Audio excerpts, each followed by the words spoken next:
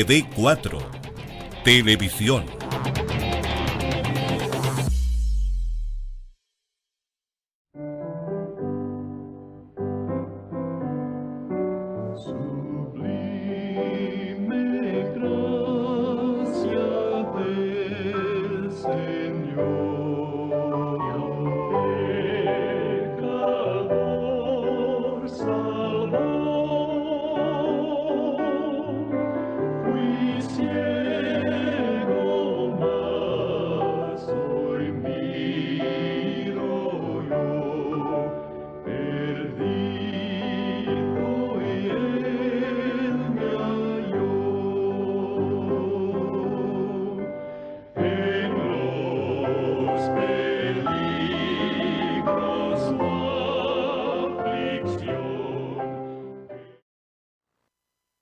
Muy buenas tardes, queremos dar una cordial bienvenida a nuestros amigos y hermanos en la fe que están en sintonía a esta hora.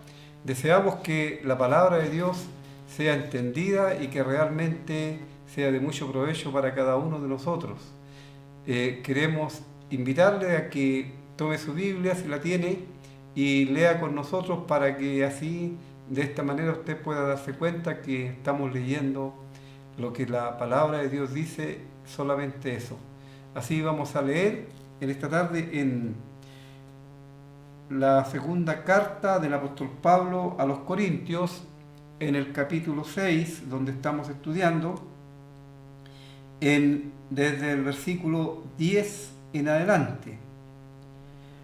Pablo dice a los corintios allí: como entristecidos, mas siempre gozosos; como pobres, más enriqueciendo a muchos; como no teniendo nada, más poseyéndolo todo. Nuestra boca se ha abierto a vosotros, oh Corintios, nuestro corazón se ha ensanchado. No estáis estrechos en nosotros, pero sí sois estrechos en vuestro propio corazón. Pues para corresponder del mismo modo, como a hijos os hablo, ensanchaos también vosotros. No os unáis en yugo desigual con los incrédulos, porque ¿qué compañerismo tiene la justicia con la injusticia? ¿Y qué comunión la luz con las tinieblas? ¿Y qué concordia Cristo con Belial? ¿O qué parte el creyente con el incrédulo? ¿Y qué acuerdo hay entre el templo de Dios y los ídolos?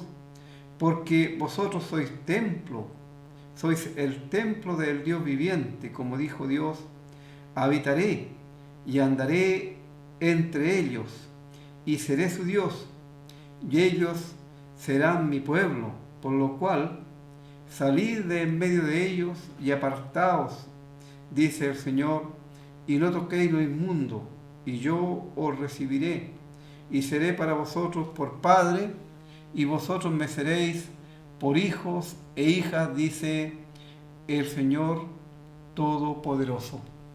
Tenemos en estas instrucciones que el apóstol Pablo está dando, él está aquí también contando en parte lo que es su testimonio diario, su vida diaria, delante del Señor y delante de los creyentes y delante de todo el mundo, como ellos están anunciando el Evangelio. Y aquí en Corinto había muchos falsos maestros que habían instigado en la congregación para denigrar al apóstol, y algunos de ellos eran enemigos del apóstol Pablo. Así el apóstol está diciendo estas cosas para que ellos se den cuenta que el apóstol lo único que tiene en su corazón para con ellos es el amor de Dios, es el amor que Él les ha demostrado tan ampliamente. Y Él ha estado enumerando su vida, cómo Él la ha vivido, su vida cristiana, y cómo ha sido perseguido, azotado, encarcelado, y ha sido su vida realmente una vida, alguien podría decir, de mucha miseria, de mucha tristeza. Sin embargo, eso era solamente lo exterior, porque interiormente él y sus compañeros estaban gozosos de poder mostrar el amor de Dios para con sus hermanos, para con los incrédulos, no importa si había que sufrir por Cristo, porque el mismo Señor Jesús, Él lo había advertido antes de ir a la cruz. Él a los discípulos, Él les dijo claramente que el mundo los iba a aborrecer. Y cuando hablamos del mundo, estamos hablando de este sistema que el hombre, el ser humano, ha creado y ha dejado fuera a Dios, pensando que puede ser feliz sin Dios, y se ha equivocado. Y ese es el mundo al que se refiere, el mundo, aquello que es contrario a lo que es la voluntad de Dios. Así, el apóstol Pablo dice que ellos viven como entristecidos, pero sin embargo ellos están siempre gozosos, como pobres, porque realmente él no cobraba ni andaba buscando dinero por predicar y anunciar el Evangelio. Esta es la gran diferencia entre los verdaderos apóstoles que tenemos en las Escrituras y los falsos, los pseudos apóstoles que hoy día han aparecido en el mundo y que lo único que buscan en la mayoría de los casos es enriquecerse, es llenar sus bolsillos a costa de sus feligreses. En cambio aquí, el apóstol dice como pobres. Y esto, como lo comentamos el jueves pasado, muchas veces ellos ni siquiera tenían para alimentarse adecuadamente. A pesar de que el apóstol Pablo él trabajaba con sus propias manos haciendo carpas para su sostén y para el sostén de los que estaban con él, sin embargo habían ocasiones en que él no tenía y tenía que hacer ayunos, estos ayunos forzados, el privarse de alimento porque no los tenía. Pero sin embargo ellos tenían la riqueza más grande en sí, que ellos estaban entregando el Evangelio de Cristo, aquello que el ser humano no puede obtener ni puede comprar con dinero, la salvación del alma. No hay nada que el ser humano pueda ofrecer para obtener el favor de Dios. Y esto sí es una gran riqueza. El creyente verdadero es un hijo de Dios, y siendo hijo de Dios lo tiene todo. A lo mejor en su vida diaria podrá tener algunas escaseces de cosas, pero sin embargo él es feliz porque Dios provee siempre para él de todas maneras. Y Dios siempre va a tener una provisión que se ajusta a las necesidades que el hijo suyo tiene. Así, por eso el Señor aconsejó que no debía el creyente afanarse, no debe el creyente vivir para trabajar, debe trabajar para vivir. Y eso es muy diferente, porque algunos lamentablemente su vida diaria es solamente trabajo y no hay espacio para ninguna otra cosa que no sea el trabajo. No está el espacio para la familia, no está, mucho menos está el espacio para dedicar un tiempo a la lectura de la Biblia, a la oración, a la comunión con Dios e incluso a estar congregados allí en las reuniones donde la iglesia se reúne al nombre del Señor Jesucristo.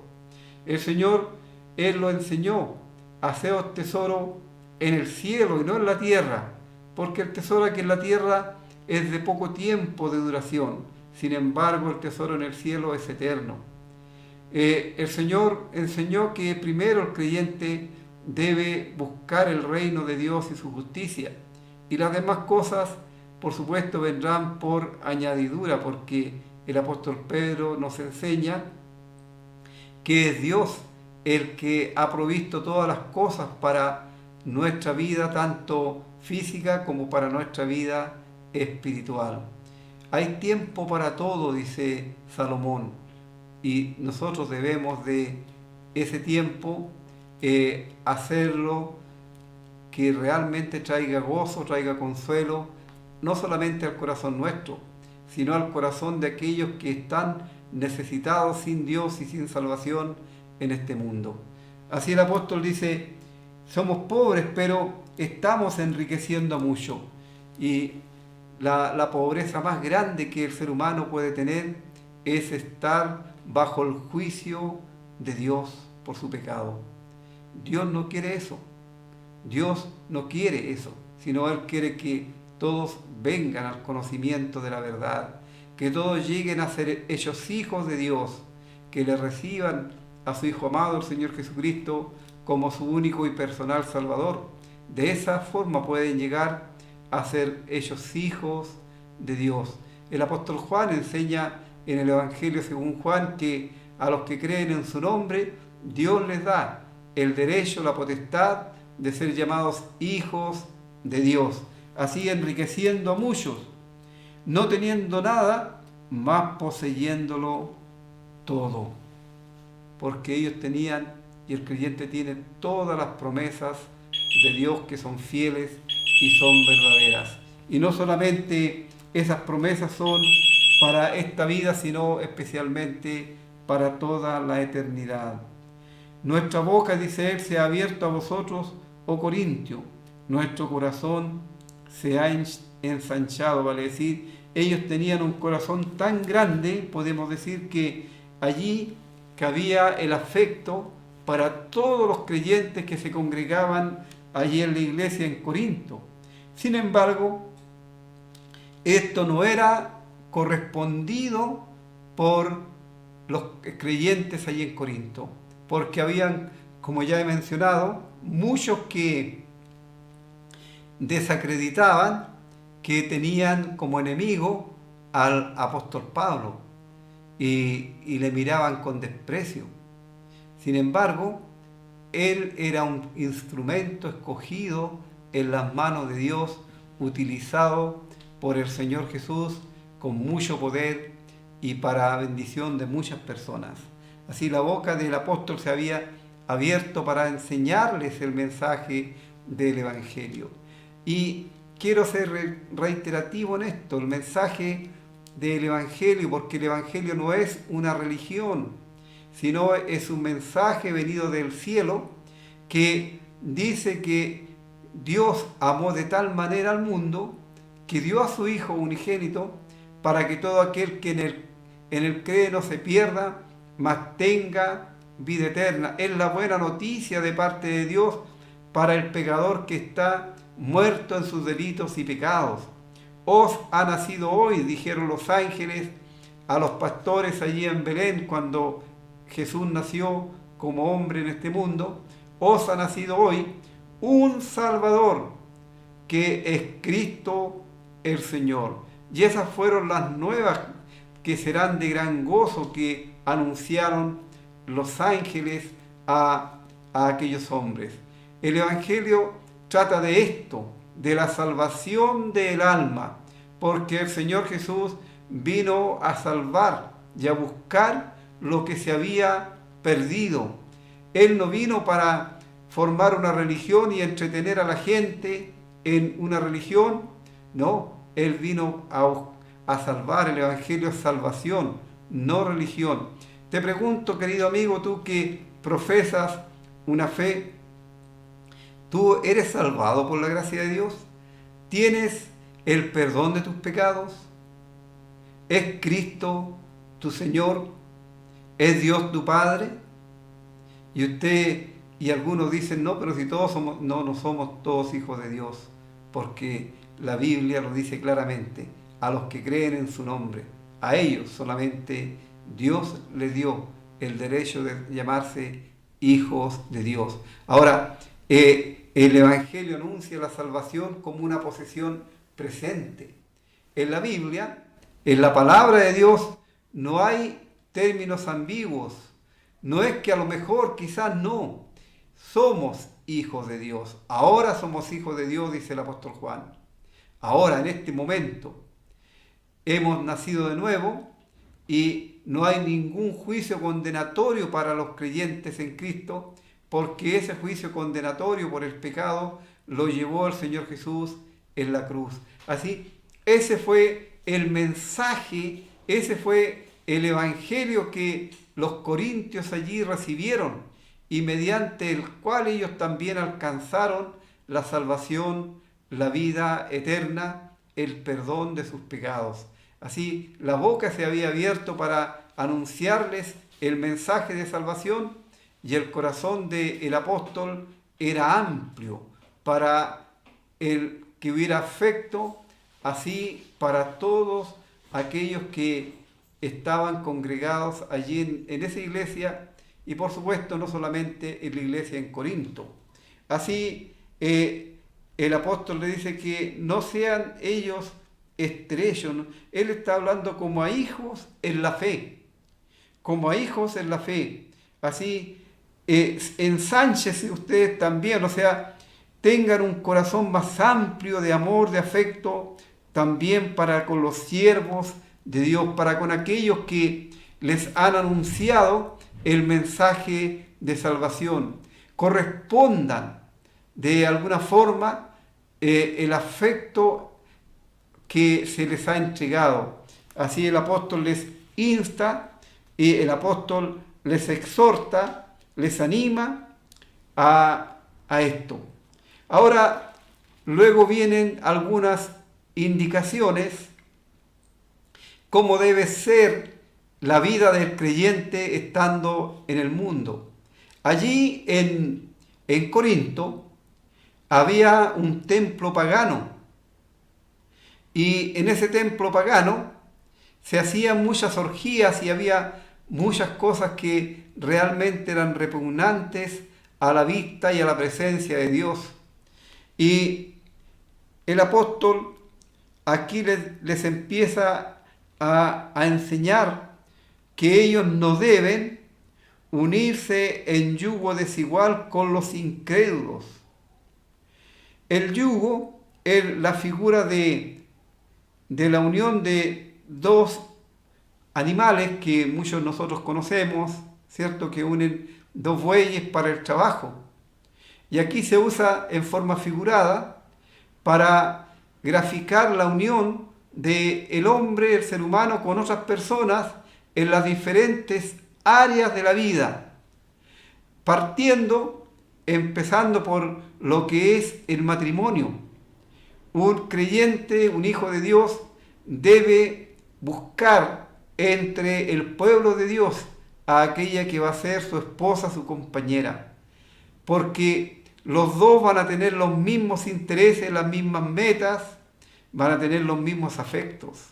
Cuando el joven creyente sale a buscar esposa allí donde están los incrédulos, e incrédulos aquí tiene que ver con todas las personas, aquellas que no tienen la fe en Dios, el amor de Dios, que no pertenecen al pueblo de Dios, que no son hijos de Dios.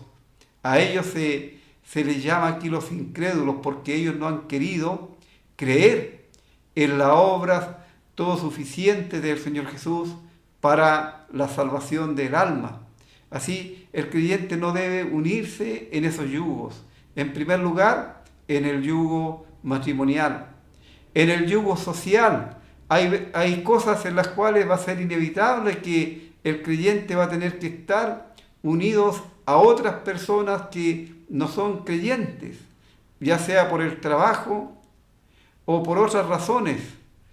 Y el creyente aquí debe saber discernir en la presencia de Dios qué es lo que le conviene y qué es lo que debe hacer.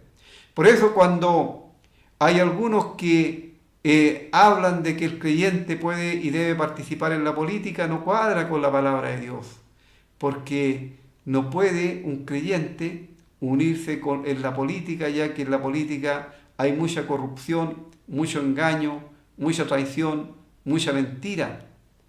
Son ejemplos que tenemos nosotros en la palabra de Dios, porque no debe el creyente unirse en yugo desigual con los incrédulos. Y la pregunta es, ¿por qué? ¿Qué compañerismo tiene la justicia con la injusticia? Por supuesto, los creyentes somos llamados justos porque Dios nos ha imputado la justicia de su Hijo a nosotros. No es que nosotros, los creyentes, en sí mismos tengamos justicia, no. Es la justicia de Cristo la que se nos ha y se nos atribuye a nosotros. Y como Dios nos ve en Cristo, nos ve en su Hijo, entonces Él nos ve justos. Así por eso a los creyentes se les llama justos y deben practicar la justicia. Y por supuesto los incrédulos no practican la justicia porque no hay equidad en su forma de ver las cosas. Si hay que hacer un repartimiento de un terreno o de cualquier cosa, de una herencia o de cualquier dinero, siempre va a haber la tendencia a querer quedarse con una parte superior. No hay justicia, no hay equidad. Luego dice, la otra pregunta es, ¿y qué comunión la luz con las tinieblas? Y aquí también hay otra figura que se utilizan en la palabra de Dios. Y nosotros leemos que Dios es luz y que en Él no hay ninguna tiniebla. Y lo voy a leer mejor para que esto sea mucho más claro.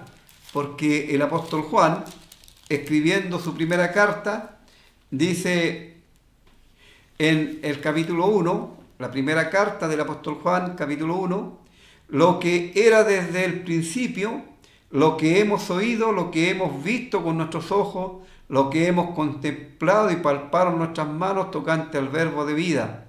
Porque la vida fue manifestada y la hemos visto y testificamos y os anunciamos la vida eterna, la cual estaba con el Padre y se nos manifestó. Lo que hemos visto y oído os anunciamos para que también vosotros tengáis comunión con nosotros, y nuestra comunión verdaderamente es con el Padre y con su Hijo Jesucristo. Estas cosas os escribimos para que vuestro gozo sea cumplido. Este es el mensaje que hemos oído de Él y os anunciamos. Dios es luz y no hay ninguna tiniebla en Él. Si decimos que tenemos comunión con Él y andamos en tiniebla, mentimos y no practicamos la verdad. Pero si andamos en luz como Él está en luz, tenemos comunión unos con otros y la sangre de Jesucristo, su Hijo, nos limpia de todo pecado. Dios es luz y en Él no hay ninguna tiniebla. Sin embargo, los seres humanos sin el Señor Jesucristo en sus corazones, ellos viven en tinieblas.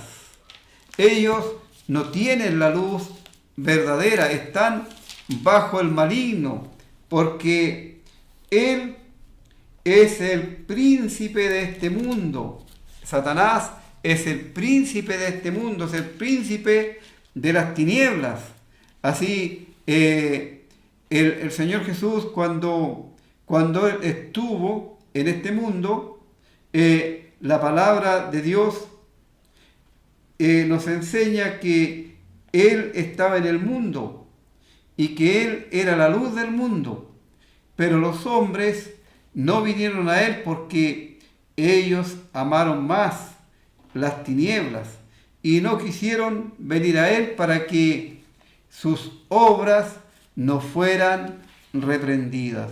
¿Qué es lo que se hace en la oscuridad, en las tinieblas? Obviamente todo lo malo se hace en esas condiciones. Y el creyente, en este sentido, no debe participar en las obras infructuosas de las tinieblas, vale decir, en todo aquello que tiene que ver con el pecado, en todo aquello que tiene que ver con la maldad, con el engaño, con la traición.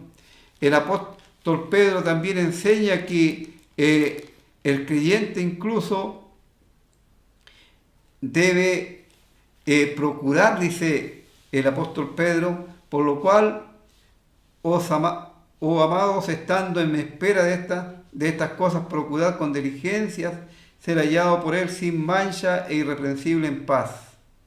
Y él también enseña que la vida del creyente debe verse reflejada, que lo que se dice con la boca debe ser una práctica en la vida diaria. Y si decimos que somos hijos de Dios, debemos también mostrar por nuestra forma de vivir, por nuestra conducta, que realmente somos hijos de Dios. Así, el apóstol está enseñando aquí y preguntando qué comunión tiene la luz con las tinieblas. Por supuesto, la respuesta es que no hay como ningún tipo de comunión. Luego, él dice, ¿y qué concordia Cristo con Belial? ¿O en qué está de acuerdo Cristo con el diablo? Porque Belial es otro nombre que aquí se le da a Satanás. Y por supuesto que Satanás en el Señor no tiene absolutamente nada. No tiene nada que ver con él. Así no hay ningún acuerdo entre Cristo y Satanás. Satanás es el destructor.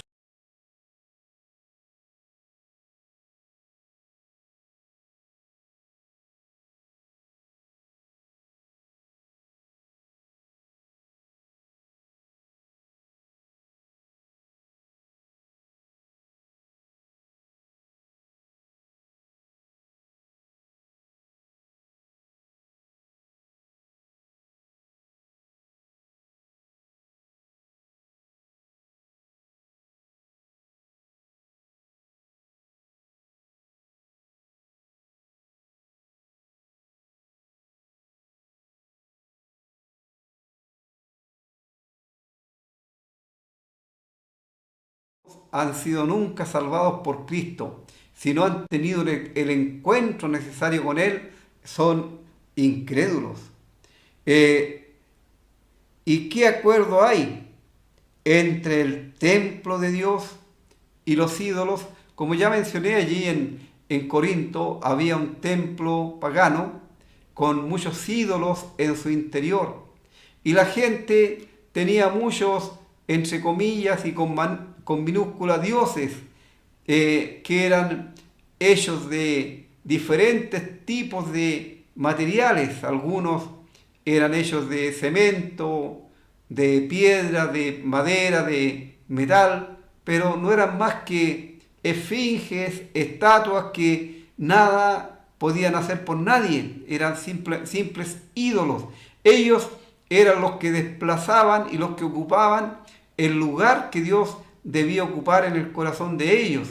Y el apóstol dice a los creyentes, ustedes no tienen nada que ver con los ídolos. ¿Por qué? Porque ustedes son templo de Dios. Y esto ocurre cuando el pecador que se da cuenta que va rumbo a la condenación eterna y que nada puede hacer por sí mismo para salvarse y que nadie tampoco puede salvarle, entonces acude a Cristo por salvación. Dios le salva, Dios le perdona, nace de nuevo, es transformado, es hecho una nueva criatura, una nueva creación. Todas las cosas viejas pasan. Y en ese momento, en ese instante, el Espíritu Santo viene a morar en el cuerpo de ese creyente. Y ese creyente, su cuerpo pasa a ser templo de Dios. Y en él vive el Espíritu Santo. Él es templo de Dios. Dios dijo en la antigüedad, cuando Salomón quería edificar templo, él dijo, no habitaré más en templos hechos por manos de hombre. La habitación de Dios es en el corazón mismo de cada creyente y en medio de su pueblo.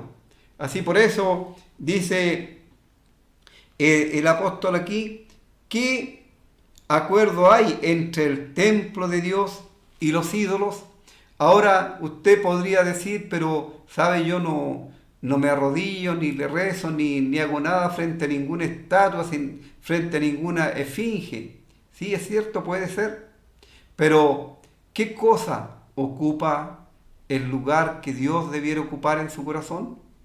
Porque Dios dice desde el principio: amarás al Señor tu Dios con toda tu mente, con todo tu corazón. Y si usted en primer lugar no tiene a Dios en su vida, si no tiene otra cosa, ya sea su trabajo, su familia o cualquier cosa que ocupe el primer lugar en su vida, entonces usted no le está dando el lugar que Dios debiera ocupar. Y ahí lo que usted tenga como prioridad pasa a ser su ídolo. Y si es un creyente en Cristo, tenga cuidado. El apóstol Juan también lo menciona, dice: hijitos, cuidado con los ídolos, porque ellos están desplazando el amor que el creyente debiera tener por Dios. Ninguno puede servir a dos señores, porque o se llegará a uno y se apartará del otro, o amará a uno y aborrecerá al otro. Así, Dios siempre pide y exige el primer lugar en la vida de todos sus hijos. Así, si usted examina su vida y ve que hay algo que está ocupando ese primer lugar, entonces debe revisar sus convicciones. En el Apocalipsis, en una de las cartas que son escritas a las iglesias allí, dice Dios: tengo contra ti, está escribiendo a los creyentes, que has dejado tu primer amor. Y eso es lo que se trata aquí. Algo está ocupando el primer amor que el creyente debiera tener. ¿Qué acuerdo hay entre el templo de Dios y los ídolos? Si usted es un verdadero salvado, usted es templo de Dios.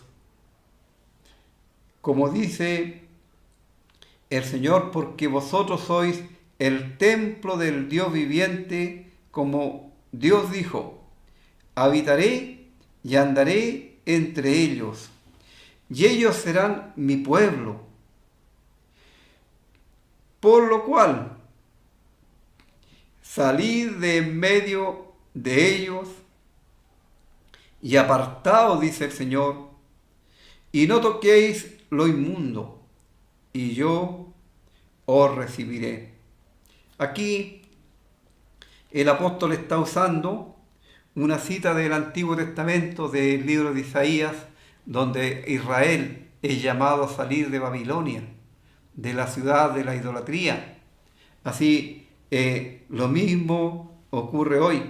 Salir de en medio de ellos y apartaos, dice el Señor, de en medio de aquellos que son ídolos, de aquellos que son incrédulos, de aquellos que no tienen parte con el Señor, de aquellos que no son el pueblo de Dios. El creyente no debe participar en las cosas que allí se practican y que apartan la mirada y la vida del creyente de Dios. Y seré para vosotros por Padre. No toquéis lo inmundo tiene que ver con no participar, no tener ninguna participación en aquellas cosas que son contrarias a la voluntad de Dios. Si alguien, por ejemplo, se confabula, un grupo se confabula en contra de otros para calumniar, el creyente debe inmediatamente retirarse de ahí, porque no puede participar en aquellas cosas. No puede tampoco levantarse en contra de la autoridad de turno, sea quien sea, no importa. El creyente debe ser respetuoso de las autoridades. Así, el Señor llama a que salgamos de en medio de la corrupción, de en medio de aquello que a Él no le agrada. Si nosotros queremos ser hijos de Dios, agradándole a Él, como dice el apóstol Pablo, ya sea que estemos presentes o estemos ausentes de Él, debemos serle agradables. Y la forma de serle agradables es, por supuesto, siempre obedeciendo la voluntad de Dios, teniendo y siguiendo el consejo de Dios. no siguiendo las prácticas del mundo, porque aquellos que aman al mundo, el amor de Dios no está en ellos. Vamos a escuchar un himno y luego vamos a continuar con el análisis del capítulo 7.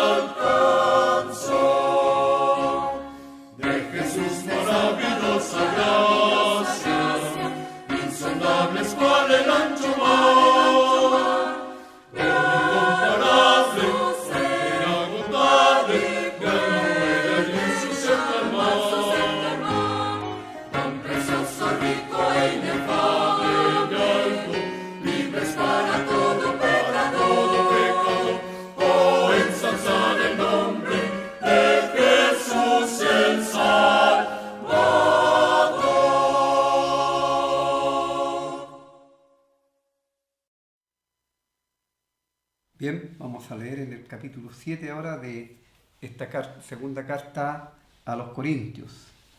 Es el pensamiento continuado de lo que el apóstol ha escrito en el capítulo 6.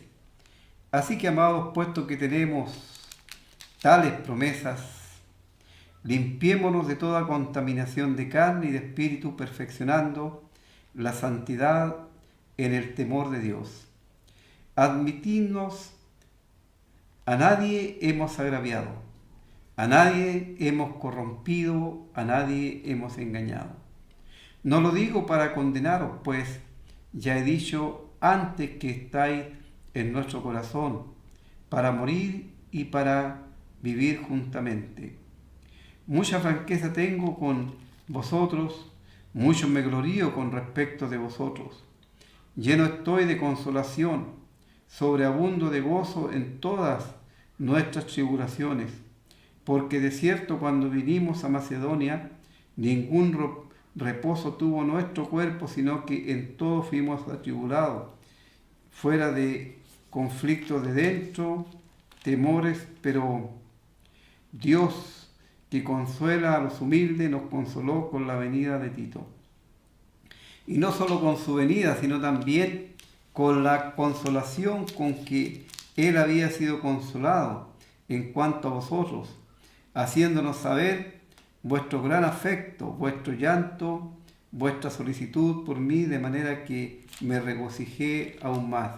Porque aunque os contristé con la carta, no me pesa, aunque entonces lo lamenté, porque veo que aquella carta, aunque por algún tiempo os entristeció, ahora me gozo no porque hayáis sido contristados, sino porque fuisteis contristados para arrepentimiento, porque habéis sido contristados según Dios, para que ninguna pérdida padeciese por nuestra parte, porque la tristeza que es según Dios produce arrepentimiento para salvación, de que no hay que arrepentirse, pero la tristeza del mundo produce muerte.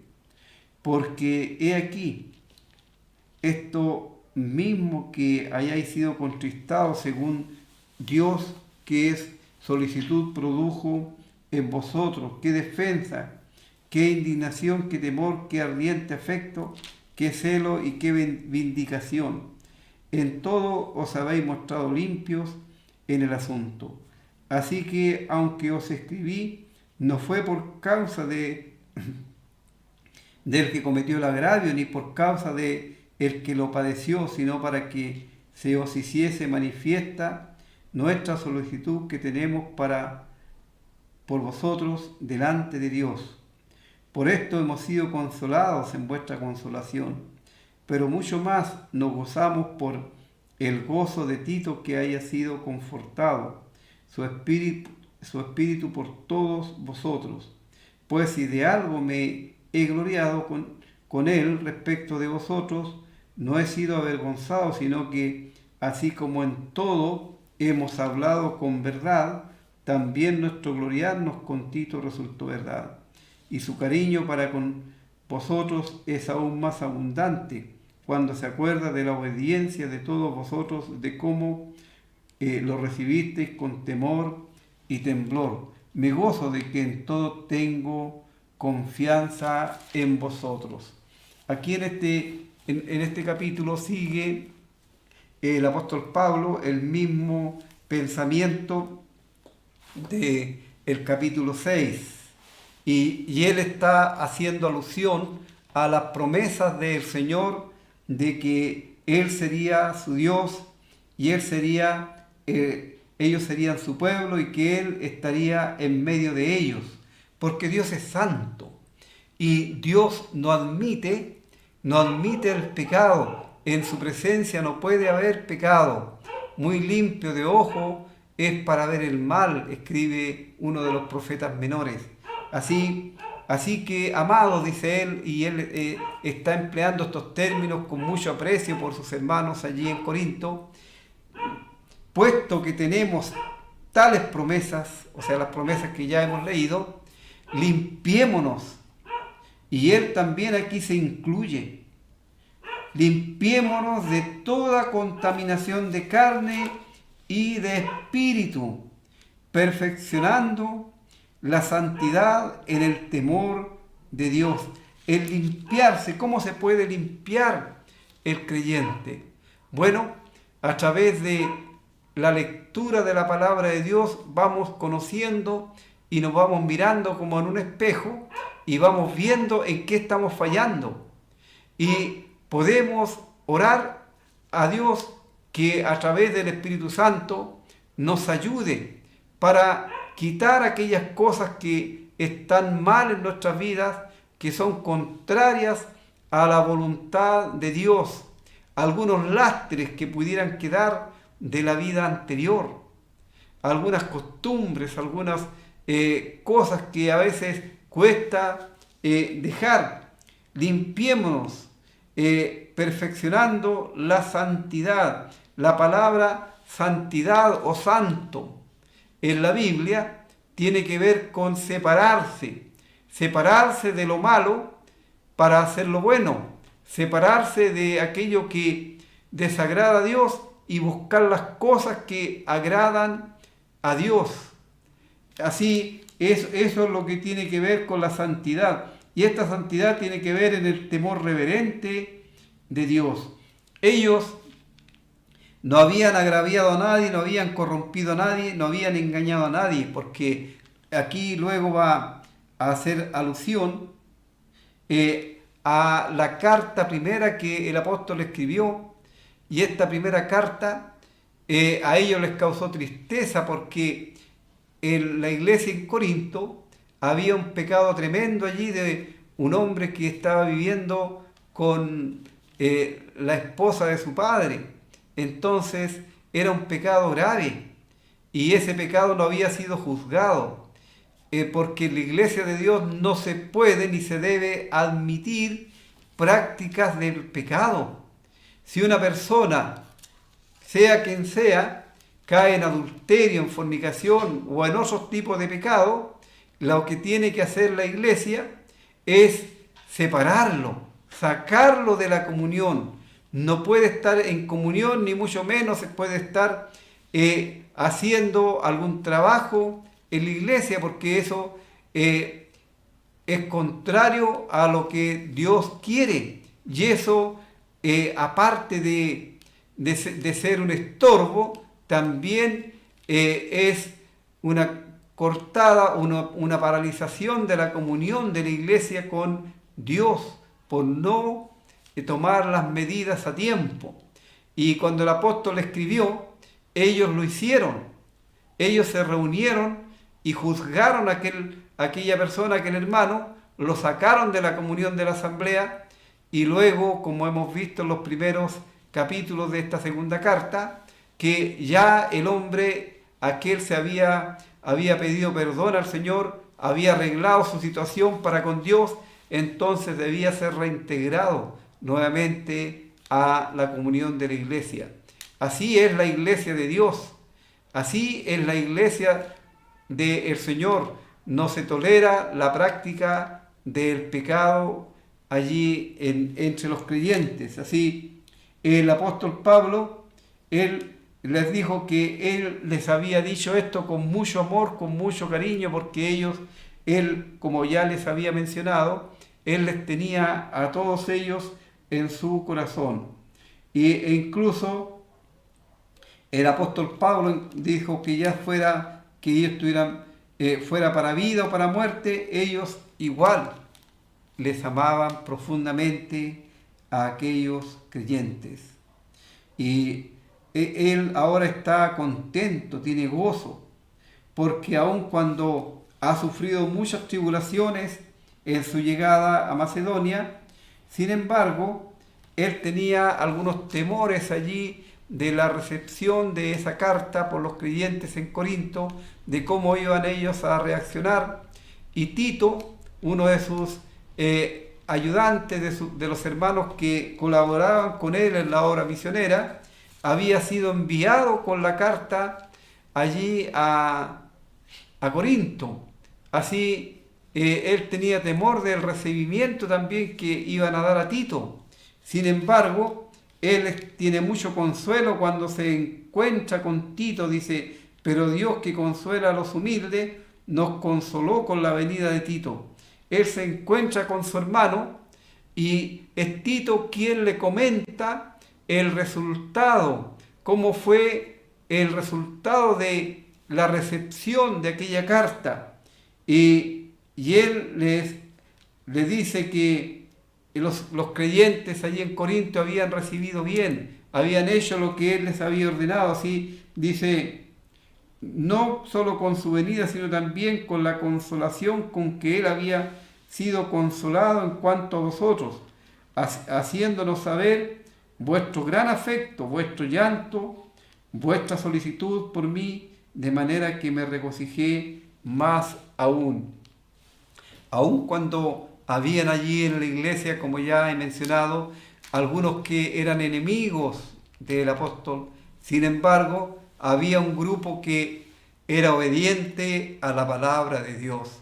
Y cuando el apóstol le dio las instrucciones y ellos se dieron cuenta de la condición en que estaban delante de Dios, tolerando el pecado, la inmundicia en medio del pueblo de Dios, por supuesto, ellos se afligieron y luego ellos hicieron lo que Pablo les pidió, y ellos mostraron no solamente obediencia, sino mucho amor para con el siervo de Dios, porque ellos pudieron reconocer que aquellas instrucciones que Pablo les había entregado no eran instrucciones solamente de Pablo, sino que eran las instrucciones entregadas por el mismo Señor Jesucristo, glorificado a Pablo.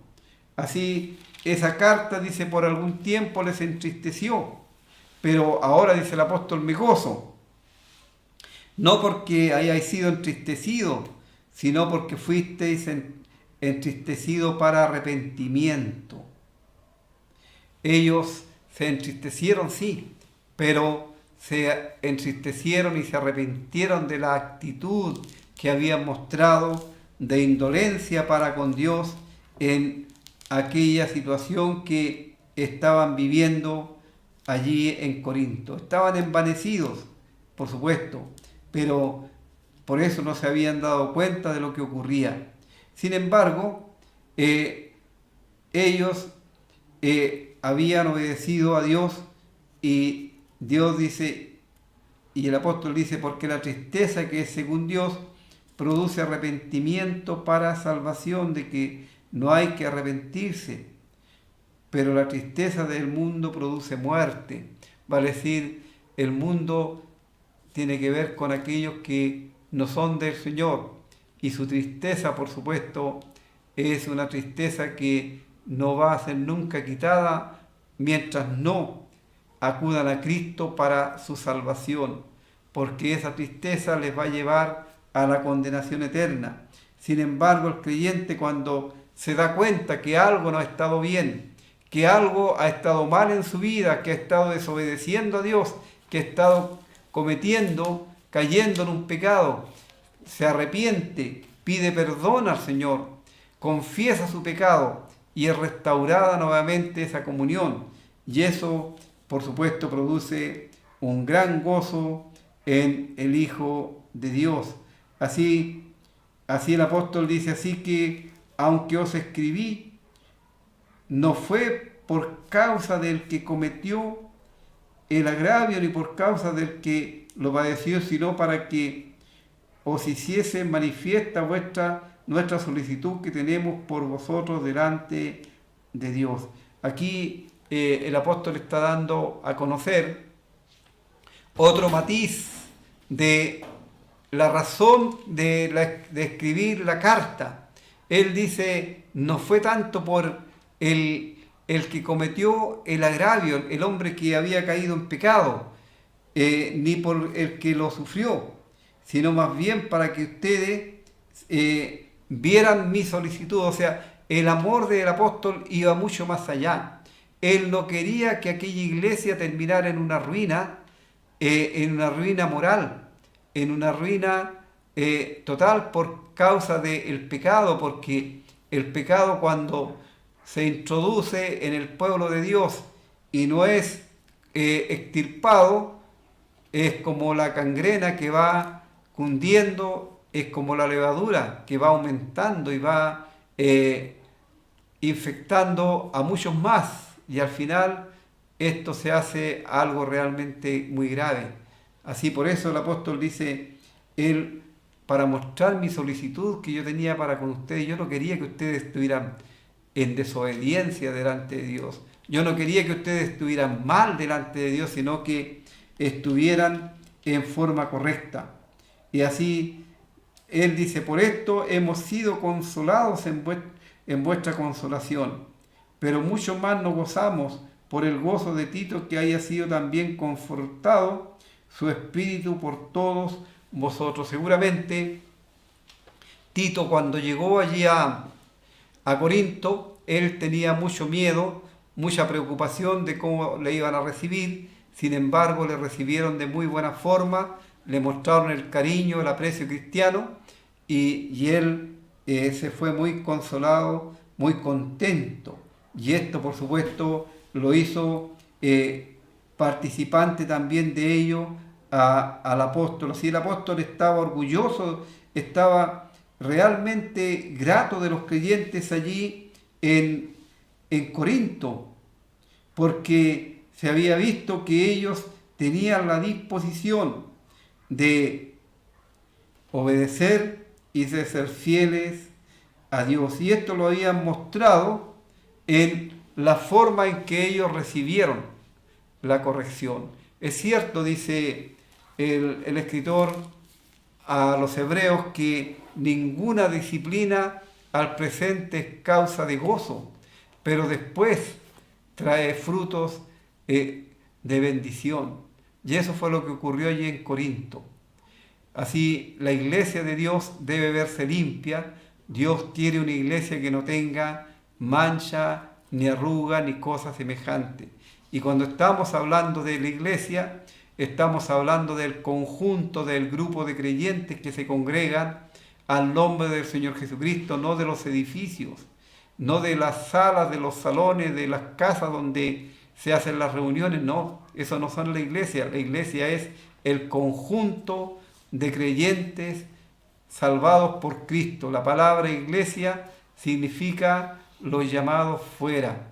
Así, usted, querido amigo, tiene al Señor Jesús como su Salvador personal, pertenece a Cristo, es el Señor Jesús su Salvador, tiene el perdón de sus pecados, tiene asegurada su alma para la eternidad, o solamente está viviendo preocupándose de su cuerpo, que si el Señor no viene luego tendrá que ir a la tumba.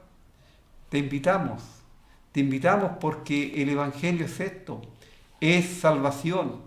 El Evangelio es la gracia de Dios que quiere darte vida eterna, que quiere darte el perdón de tus pecados. Dios no quiere que tú vayas a la condenación eterna, sino que tengas paz para con Dios, justificado por la fe. Vamos a escuchar un último himno antes de cerrar el programa.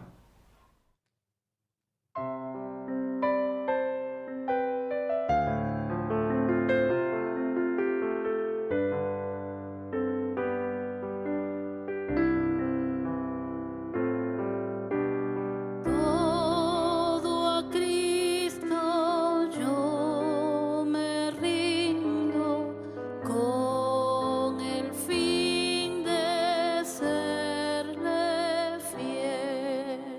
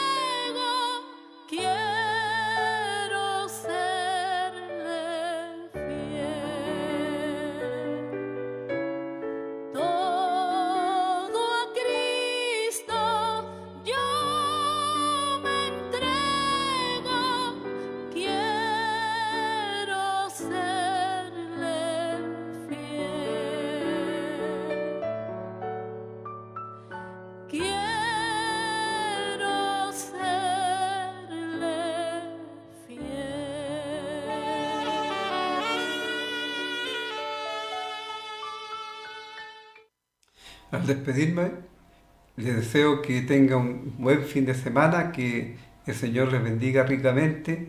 Si usted no tiene lugar donde congregarse, le invitamos para que nos acompañe en nuestras reuniones los días viernes, miércoles y domingo a las 19 horas en Pedro Aguirre Cerda 189, aquí cerquita de la Plaza de Armas. Y deseamos que ojalá pueda entender el mensaje y que realmente acuda a Cristo, y como escuchábamos en el himno, que usted pueda rendirse solamente a Él. Que el Señor les bendiga, y si el Señor lo permite, el próximo jueves nuevamente estaremos hablando del Evangelio de Cristo a través de la Biblia.